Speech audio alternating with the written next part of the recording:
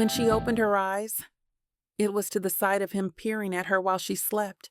She gave him a sleepy smile. "How long have you been watching me?" she asked in amusement.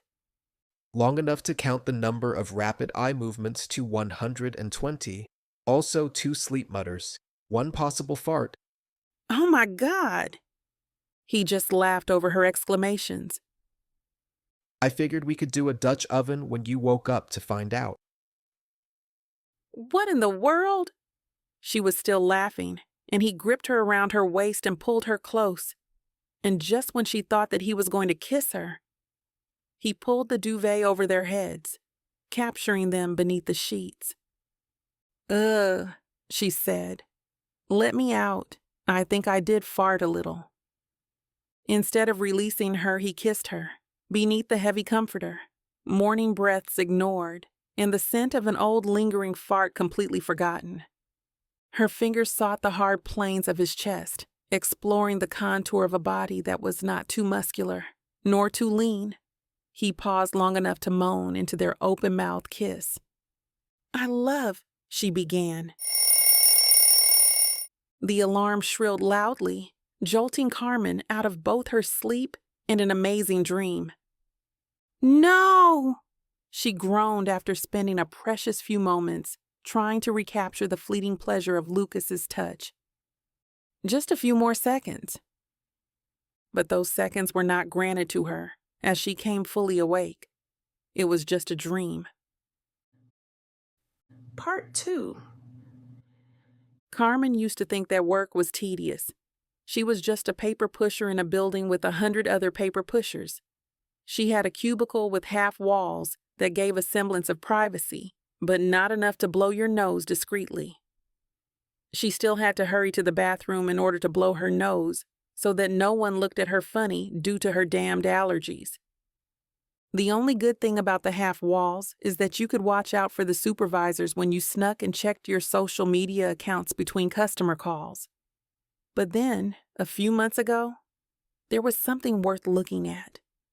Lucas was among a group of new hires, and Carmen immediately noticed his tall-toned body and long curly hair that flopped into the most amazing gray eyes.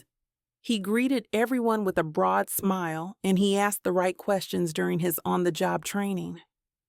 Not that she was his trainer, but their cubicles were close enough for her to see and hear. His popularity grew with each passing day. There were always people gathered around him at lunch and break times while she, a lifelong loner, would grab a book and hunker down in her cubicle to read. But instead of reading, she would listen. There wasn't a word that he spoke that she didn't absorb. She understood his sense of humor, loved his deep voice with its upward lilt at the end of most sentences, as if he was asking approval for his thoughts. Ugh, how she longed to laugh with him, agree with his commentary, assure him that his points were well made. But Carmen did not. Her shyness made being a paper pusher, buried in the anonymity of people she didn't know, didn't have to impress or entertain, bearable.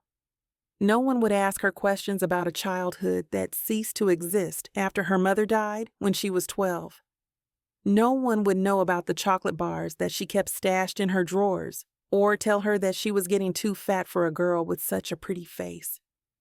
And no one had to know that her best conversations were held in her mind with people that she fantasized about. Part 3. On Thursdays, they had a weekly team meeting, and Carmen paid particular attention to her outfit.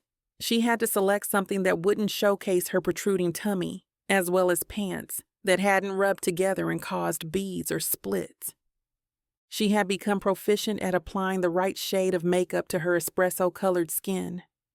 And now that she had adopted box braids, her normally short hair flowed down her back. She didn't want Lucas to see her walk, but she still looked forward to the meetings where her team was together in one small conference room, and for an hour could speak freely.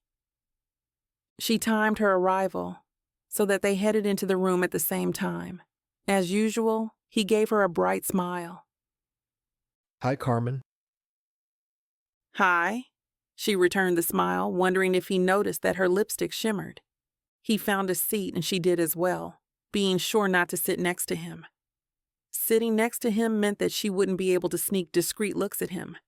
Plus, if she heard the way he breathed, it might give her a heart attack. The room began to fill with people, and his friends gathered around him, and they talked about a sports game.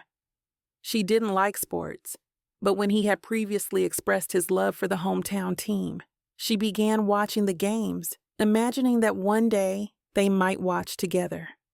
Their manager called the meeting to order, and Carmen pretended to take notes in her steno pad, but she was just writing random words while peeking up to check out Lucas. Today he wore black jeans, Timberlands, and a hoodie that was zipped up enough to only reveal a portion of a t-shirt that advertised a band called Led Zeppelin. The first time she'd seen him wearing the shirt, she had gone out and bought the very same album advertised on it. Now she was a fan of the group. He made some very good points in their open discussion, and she made sure to nod enthusiastically, even when a few of the older workers disagreed because they were lazy and weren't as customer service oriented. Her heart sped up when he met her eyes, and he nodded in appreciation at her show of support for his point. It made her day. Carmen tried to think of something that she could say to him when they left, something witty or critical of the older team members, but she didn't get the opportunity because one of the grumpy old men came up to him, and the two talked earnestly about their points. She listened from a distance as they each returned to their cubicles, having made their thoughts none. Heart still soaring from his brief attention, she sat down and contemplated sneaking a piece of chocolate bar when one of the new girls entered his cubicle. Do you want to have chicken or shrimp fried rice for dinner tomorrow? Both. He grinned. The girl rolled her eyes but smiled. Fine, but you bring the beer, and no Bud Light swill. Lucas's eyes twinkled as he watched her saunter away, and Carmen's heart crashed. When had this happened?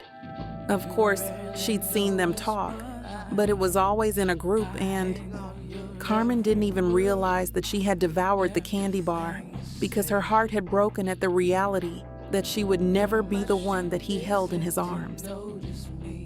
As the days progressed, Carmen found solace in her dreams, where she created a world where Ryan acknowledged her presence and cherished her as his own. In her fantasies, she felt his warmth beside her, his gentle breath against her skin.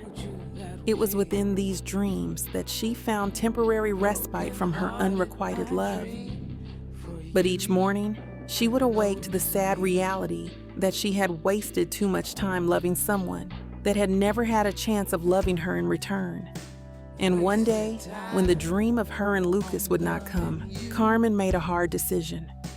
It was time to open herself up to the possibility of someone loving her. She had to learn how to seek a love that would be reciprocated, because loving a man that barely knew that she existed was just being safe. Trying to protect her heart from something that had still ended up breaking in the end. Epilogue. Lucas did a double take as he walked into BW3's wing shop. Standing in line was a girl that he had worked with about 3 years ago. Carmen. Despite the fact that finger-length dreadlocks had replaced her long, waist-length braids, she looked exactly the same.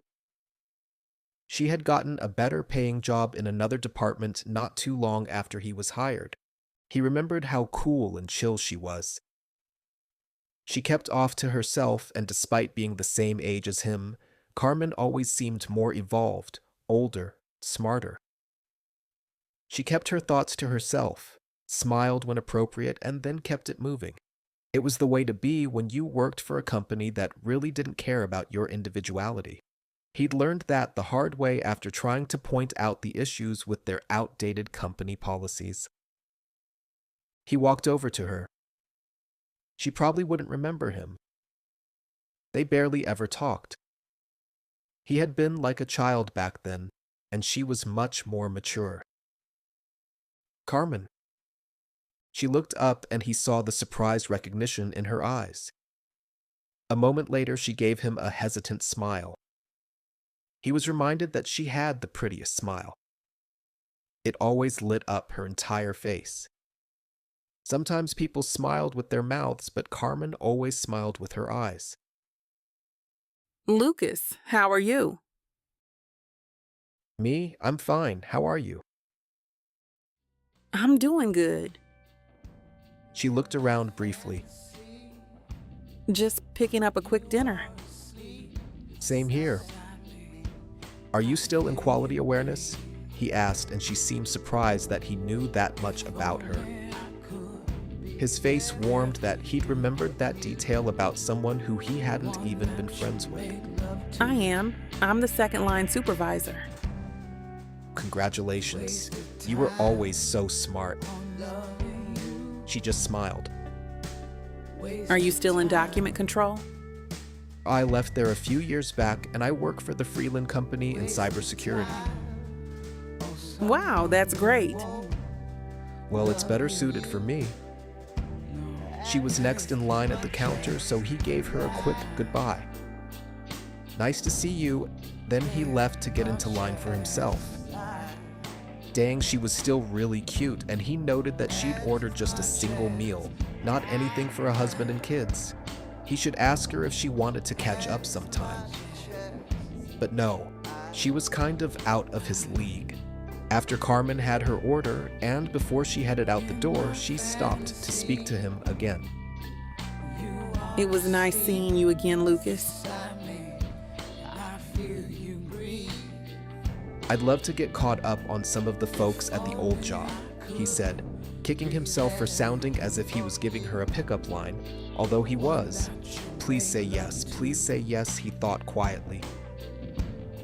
That would be nice. You know there is always something going on at that place. She dug into her purse for her cell phone. What's your number? I'll give you a call. He gave her his number just as it was his turn to approach the counter. So what are you doing now? It looks like we both have dinner. We can go somewhere and eat? Carmen's beautiful brown eyes twinkled. Fantastic idea.